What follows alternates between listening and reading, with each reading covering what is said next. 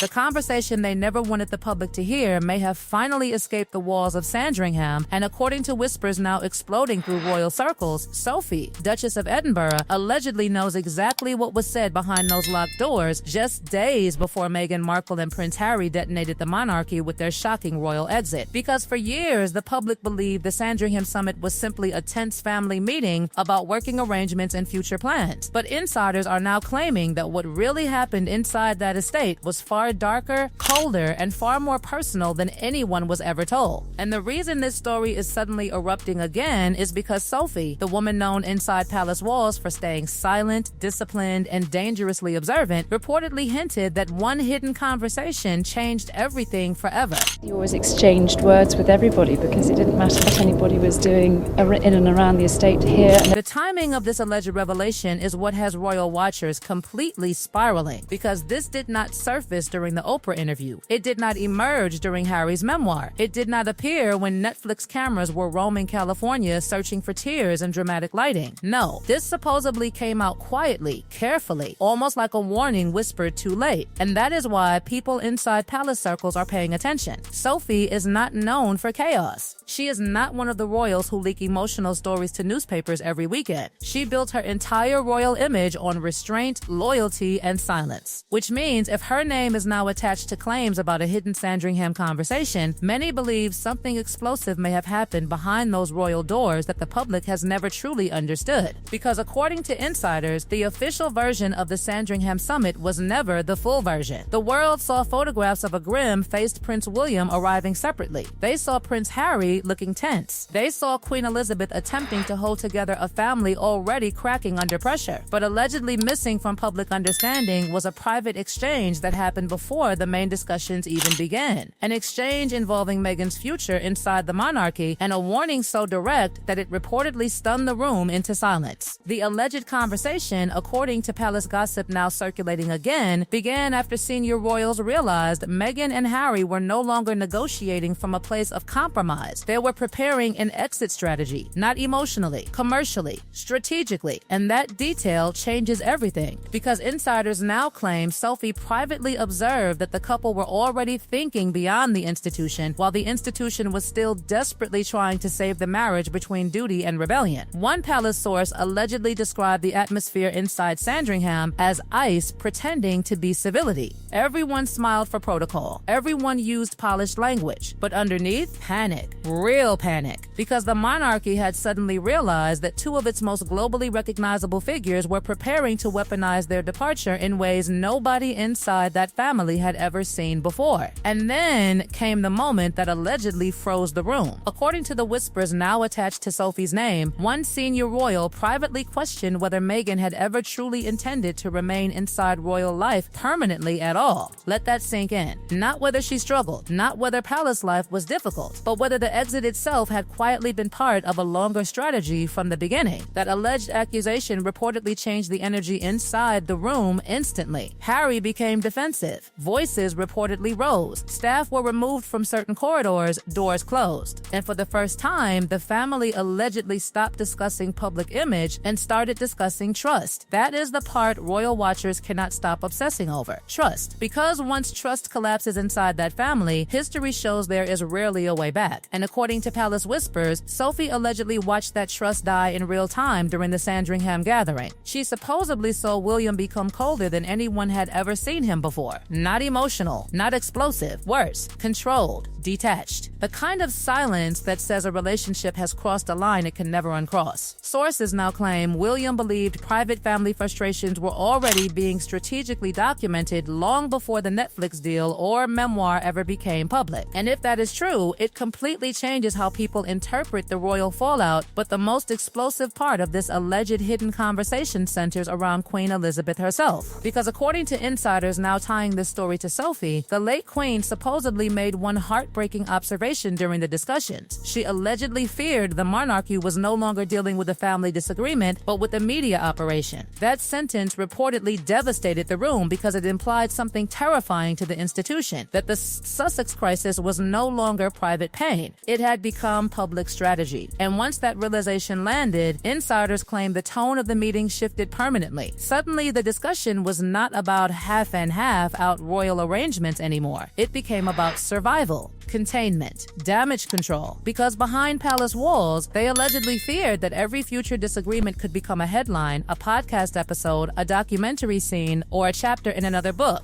Imagine that level of paranoia settling into a monarchy already traumatized by decades of scandal. Diana interviews, secret tapes, affair rumors, leaks, betrayals, and now suddenly the younger generation was allegedly walking toward Hollywood carrying royal secrets like future currency. Sophie, according to these whispers, reportedly recognized the danger faster than most people in the family. She had already lived through royal humiliation before. She understood how quickly public sympathy can become institutional destruction, which is why insiders claim she privately urged caution long before the exit exploded publicly. But by Sandringham, it may have already been too late, because the emotional divide inside the family was no longer repairable. Harry reportedly felt cornered. William allegedly felt betrayed. Charles appeared trapped between fatherhood and monarchy. And the Queen?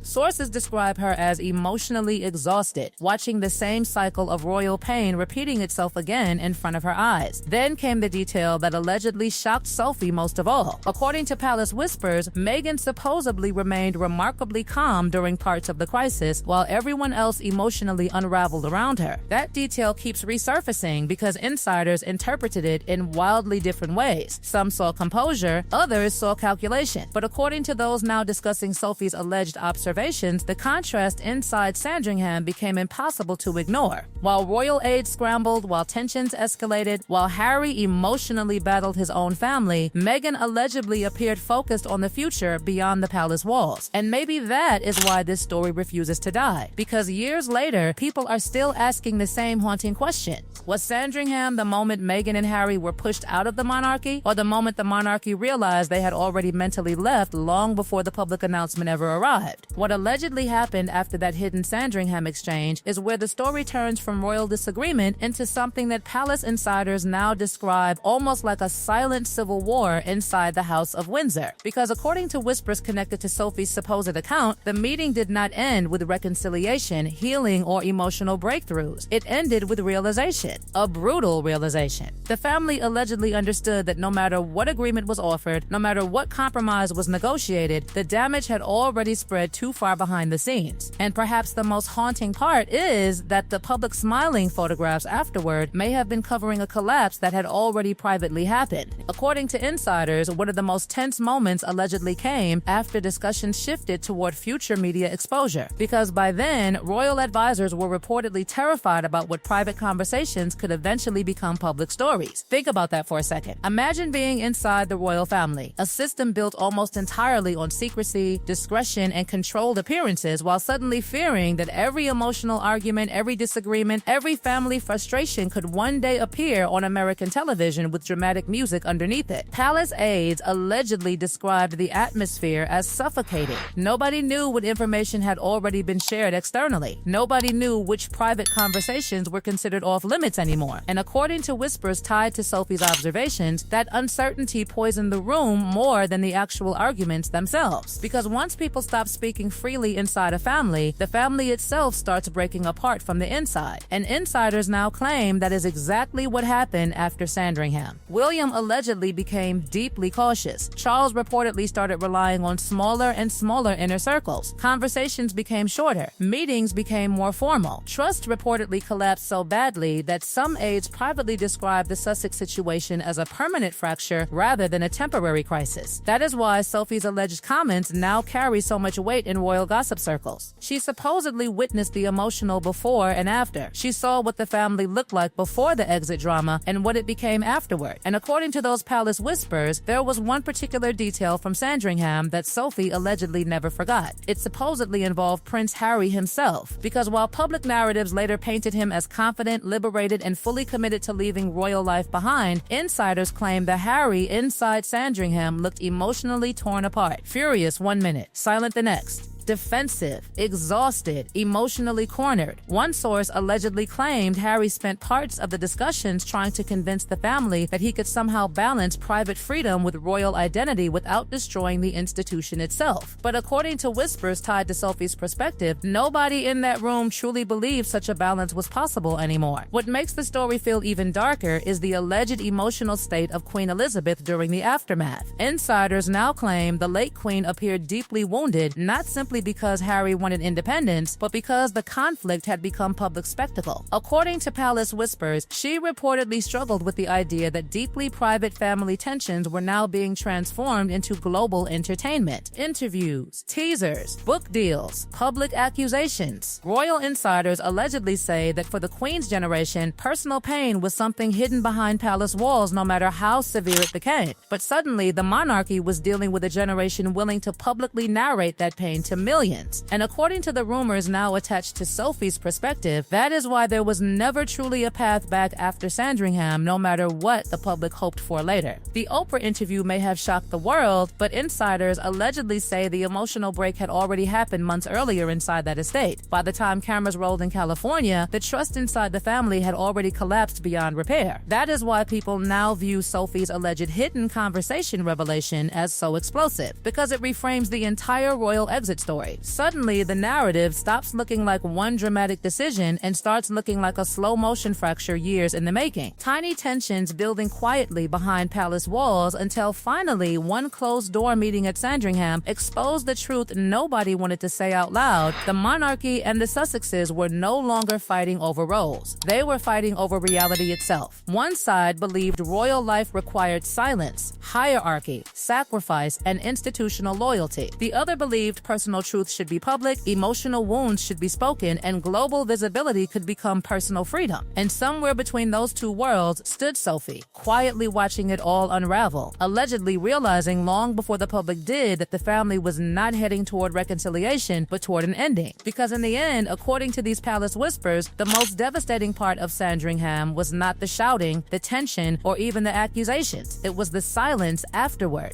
The kind of silence that settles over people who suddenly understand they may never fully trust each other again.